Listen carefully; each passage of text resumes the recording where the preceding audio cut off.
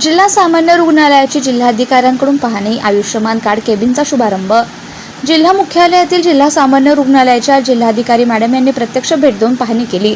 बुधवार दिनांक 1 एप्रिल 2026 रोजी दुपारी 2 वाजता मिळालेल्या माहितीनुसार रुग्णालयातील विविध विभागांची तपासणी करत त्यांनी आरोग्य सेवांचा आढावा घेतला। या पाहणी दरम्यान लहान मुलांचा वॉर्ड, पुरुष वॉर्ड, महिला वॉर्ड तसेच क्षकिरण विभागाची पाहणी करण्यात आली। विविध विभागातील सुविधा, स्वच्छता, रुग्णांना दिल्या जाणाऱ्या सेवा आणि उपलब्ध यंत्रसामग्री यांची माहिती जिल्हाधिकाऱ्यांनी संबंधित अधिकाऱ्यांकडून घेतली।